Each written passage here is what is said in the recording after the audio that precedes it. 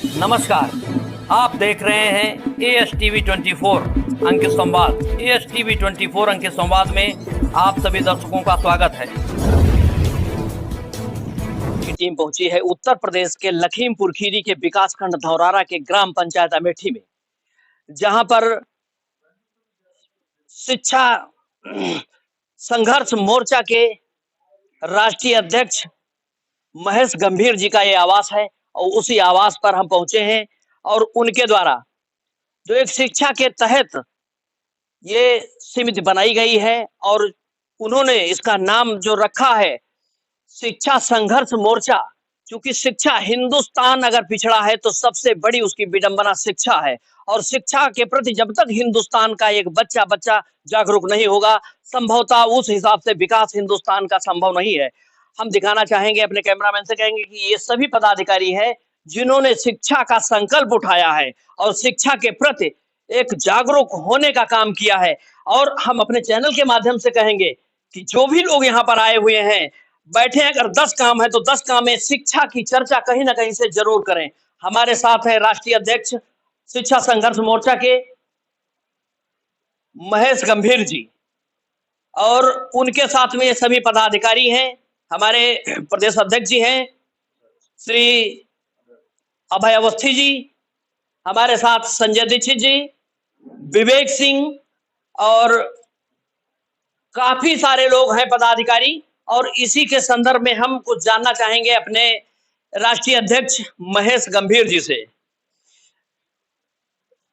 क्या आपके मन में आया कि शिक्षा के प्रति हम करें? क्योंकि देखिए बहुत सारी चीजें लोग सोचते हैं, हम ये बिजनेस कर लें, ये राजनीति का ये मंच बना ले, ये बना ले, वो बना ले, लेकिन जो आपने एक सबसे परफेक्ट मुद्दा रखा है जिसको हमारे समाज की जरूरी है और समाज को लेकर के जो ये तराई बेल्ट है लखीमपुर खीरी का, यहाँ पर बहुत बड़ा शिक्षा का अभाव है। महेश गंभीर जी से जानना चाहेंगे कि क्या आपने इसका वो रखा है। सबसे पहले तो पूरे देशवासियों को आने वाले पर्व दीपावली और आगे जितने भी त्योहार हैं और जितने भी दिन, उनकी शुभकामनाएं। उसके बाद में विशेष रूप से छात्रों को दीपावली की विशेष शुभकामनाएं। इसके आगे से उम्मीद है कि वो अपने जीवन में कुछ अच्छा करने का प्रयास करेंगे। जैसा कि आपने पूछा कि शिक्षा का मुद्दा ही हमने क्यों चुना, तो मुख्य कारण एक जो निजी है वो ये था कि जब आप निजी रूप से किसी समस्या को झेलते हैं, देखते हैं, तब आप उसके प्रति अधिक जागरूक होते हैं। सबसे पहले जो शिक्षा का अभाव झेलना पड़ा वो मुझे ही झेलना पड़ा। हालांकि हमारे क्षेत्र के सभी सदस्यों ने, सभी बच्चों ने, मेरे उम्र के हों या उससे पहले के हों, उन्होंने इसको ये दंश झेला था। हम कुछ कमी ला सके, उसी के क्रम में मैंने इसका प्रयास किया। हमारी शिक्षा, जैसा कि आप जानते हैं कि प्राथमिक शिक्षा मैंने अपने स्कूल में की, जो मेरे गांव में विद्यालय है। बाढ़ से ग्रसित क्षेत्र है, कई बार तो बाढ़ आ जाती थी, 2-2 महीने विद्यालय ही नहीं खुल पाते थे। उसके बाद में हमने राजकीय इंटर कॉलेज से हाई स्कूल किया। वहां की भी स्थिति ये थी कि वहां पर एक ही शिक्षक मजबूर है 4 विषय पढ़ाने के लिए, 5 विषय पढ़ाने के लिए। वहां पर आपको लैब नहीं मिलेगी। मैं साइंस साइड का छात्र रहा तो सबसे बड़ी समस्या मेरे लिए ये आई कि मुझे यही नहीं पता था कि बायोलॉजी में कौन सी लैब होती है, रासायनिक विज्ञान की कौन सी लैब होती है। उसके बाद जब मैं लखीमपुर खीरी में अपने जिला मुख्यालय पर गया, वहां पर जब मैंने एजुकेशन हासिल करना शुरू किया तो मैं एक पिछड़ा छात्र हो गया। हालांकि मैं पढ़ने में अच्छा था, मैं मेहनत भी करता था, पर मेरी नींव खराब गई और मैं पिछड़ा छात्र हो गया। मुझे ये सबसे बड़ी समस्या लगी। टीचरों की नजर में मैं पिछड़ा छात्र हो गया। थोड़ी सी समस्या मैं अपने गुरुजनों से भी कहना चाहूंगा कि आगे बैठे छात्र अक्सर अच्छे ही होते हैं। गुरु विशेष रूप से महत्वपूर्ण वो होता है जो पिछले छात्रों को आगे लाने का काम करे। उसमें हमारे कुछ गुरुजनों ने मेरा सहयोग भी किया, जो चीजें मेरे अंदर कम थी उनको बढ़ावा दिया। तो जब हम अपनी एजुकेशन किसी तरीके से, मैंने बीएससी, उसके बाद में एमबीए कानपुर उन्नाव से पूरी किया। फिर मैं, यही दिक्कत रही कि आर्थिक स्थिति सही नहीं थी, तो उस वजह से मैं अपना थोड़ा छोटा मोटा काम, बिजनेस करने लगा।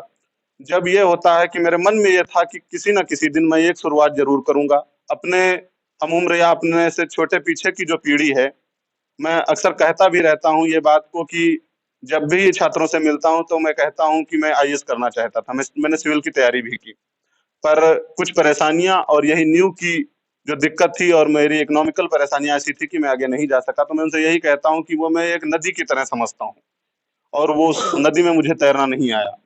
तो मैं चाहता हूँ कि जिस नदी को मैं बिना तैरे छोड़ आया हूँ, आगे की पीढ़ी जाकर उस नदी को तैर कर पार करे और ये पता लगाए कि आगे क्या है। इसीलिए मैंने ये एक शिक्षा संघर्ष मोर्चा जो फाउंडेशन मैंने बनाया, ये बनाया। इसमें अभी प्रेजेंट टाइम में मेरे जो निजी रूप से और हमारे सहयोगियों के द्वारा सहयोग से जो 46 बच्चे 46 बच्चे हमारे क्षेत्र के जो हैं, जिसमें किसी के ईश्वर ना करे माता-पिता नहीं है या कोई इतना आर्थिक रूप से कमज़ोर है, जैसा अभी जानते हैं कि आप इस बारिश एक त्रासदी की तरह आई है, जिसमें लोगों का अब घर चलाना मुश्किल है, एजुकेशन कैसे पूरा करेंगे बच्चों का? नहीं, क्या व्यवस्था की है उनकी? आप उन्हें प्राइवेट विद्यालयों में उनका दाखिला करा रहे हैं या सरकारी में उनकी देखभाल कर रहे हैं? किस हिसाब से जी। आपने यानी उनका व्यवस्थाएँ उनकी बनाई है? अधिक से अधिक बच्चे जो हैं वो निजी स्कूलों में ही पढ़ रहे हैं। कुछ बच्चों की ये है कि सारा खर्चा हम लोग उठा रहे हैं, बस खरीद लिए। कुछ लोगों की ऐसी स्थितियाँ हैं कि वो कुछ भी नहीं खरीद पा रहे हैं। तो ऐसे सारे बच्चे मिला के अभी हमारे पास सरकारी विद्यालय में सिर्फ़ 1 छात्रा है, जो कि कस्तूरबा गांधी हाई स्कूल धौरारा में पढ़ रही है और बाकी सारे बच्चे जो हैं निजी विद्यालयों में पढ़ रहे हैं, क्योंकि जब आप पढ़ाने के लिए बात करते हैं और आप ये खुद कहते हैं कि प्रशासनिक सरकारी विद्यालयों की स्थिति सही नहीं है, तो आप जबरन उनको उसी विद्यालय में नहीं धकेल सकते हैं। उनकी इच्छा ये है कि हमको एजुकेशन भी मिले और अच्छा एजुकेशन मिले। नहीं, एक आप ये काम ये भी कर सकते हैं, जैसे मीडिया तो लगी रहती है, किया करती है। एक काम क कम ये भी कर सकते हैं कि आपने जो समिति बनाई है, इसके तहत जो पदाधिकारी हैं, अगर वो करके और सरकारी विद्यालयों पर बल दिया जाए अगर, जो वहाँ पर जो व्यवस्थाएँ हैं, जो ढुलमुल हैं और जैसे बीएसए है और खंड शिक्षा अधिकारी है, इनको टच अप करते हुए और थोड़ी अगर मॉनिटरिंग की जाए, तो संभवतः लग रहा है जिस हिसाब से सरकार भी शिक्षा पर ध्यान दे रही है और विद्यालयों का कायाकल्प भी हुआ है जो कि रियल है, तो अगर इसमें भी लग जाएँ, तो कहीं न कहीं से बहुत अच्छा काम होगा। इसके लिए भी आपको कोई न कोई टीम बनानी पड़ेगी, इस पर विचार करना पड़ेगा। इस पर अभी मैं निजी रूप से मैं खुद अपनी टीम के साथ में लगभग 10 विद्यालयों का जो हमने एक विद्यालय दर्शन कार्यक्रम रखा था, जिसमें हमने लगभग 10 विद्यालय हम गए थे और उसके बाद में कुछ कार्यक्रम और थे छात्रों के, उस वजह से आगे वो कार्यक्रम नहीं बढ़ पाया और वो नवंबर से 15 नवंबर के बाद में जो है बढ़ेगा। तो उसमें राजकीय विद्यालय भी हम गए थे और हमने उनके सामने भी ये समस्या रखी थी कि सबसे पहली समस्या, प्रमुख समस्या तो यही है कि छात्रों के पास टीचर ही नहीं है। जब किसी छात्र के पास टीचर ही नहीं है, एक टीचर कोई भी हो सकता है बहुत ज्ञान हो, बावजूद उनके कि वो हिंदी भी पढ़ाएँ और इंग्लिश भी पढ़ाएँ, ये थोड़ा-सा मुश्किल है। बच्चा पढ़ सकता है हिंदी और इंग्लिश एक साथ में, टीचर को पढ़ाना थोड़ा-सा मुश्किल है। अन्य विद्यालयों में हम गए, जैसे सरकारी विद्यालयों में, प्राथमिक विद्यालयों में गए, तो उनकी और चीज़ें तो ठीक हैं, वो कह रहे हैं हम प्रयास कर रहे हैं। हमने कहा कि आप जागरूक करिए, जो बच्चे नहीं आ रहे हैं, आपके कहने से नहीं आते हैं तो आप हम लोगों को वो लिस्ट दीजिए, हम उनके घर जाएँगे, उनको विद्यालय भेजने का प्रयास करेंगे। उसके बाद ये उन्होंने बताया कि हमारे पास एजुकेशन से ज़्यादा जो प्रशासनिक कार्य हैं, और ये सच्चाई भी है, जो कि मैंने उनके रजिस्टर देखे हैं कि उनको ड्रेस के रजिस्टर से लेके जनगणना है तो आप शिक्षक को लगाएँगे, ठीक है? चुनाव है, कोरोना आ जाएगा तो आप शिक्षक को लगाएँगे। तो एक ये व्यवस्था हो सकती है, यदि आप चाहें, अलग-अलग जगहों पे, थोड़े बहुत जगहों पे इसको अप्लाई भी किया गया है कि भाई छात्र जो है बीएससी, बीए और बीएड करके घूम रहा है। तो जो काम आप शिक्षकों से ले सकते हैं और ऐसे कार्य हैं जो ज़रूरी नहीं कि शिक्षक ही करे, कोई छात्र नहीं कर पाएगा। आप कुछ काम उन बीएड के जो छात्र हैं, बीएससी के छात्र हैं, उनको संविदा पर रख के करवा लीजिए और लगभग सभी विद्यालयों में पहुँचने का प्रयास कर रहे हैं, वहाँ की जितनी समस्याएँ हैं, उस पर काम कर रहे हैं। मुख्य काम हमारा अभी जो हम लेके चल रहे हैं, पहला काम, वो छात्र जागरूकता का है, क्योंकि ये जो समन्वय है, ये भी एक थोड़ी-सी विडंबना है कि टीचर कहता है कि छात्र नहीं आते हैं तो हम पढ़ाएँ किसको? और छात्र कहता है कि टीचर पढ़ाते नहीं हैं तो हम जाएँ कहाँ? तो ये समन्वय हम लोग भी बिठाने का प्रयास कर रहे हैं कि हम पहले जो है छात्रों को जागरूक कर रहे हैं, उनके माता-पिता को जागरूक कर रहे हैं कि आप जाइए, अपने बच्चे को भेजिए।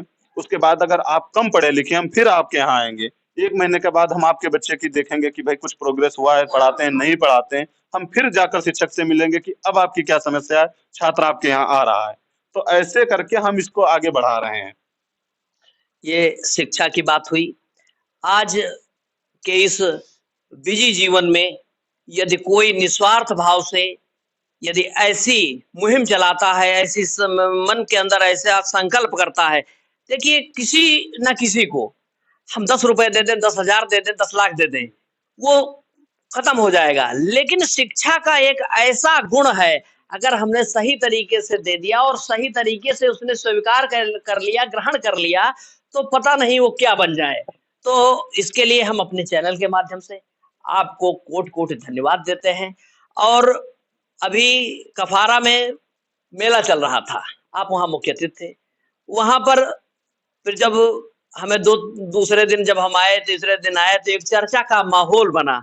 उस माहौल के तहत हम जानना चाहते हैं कि राजनीति में भी आने का आपका मन है?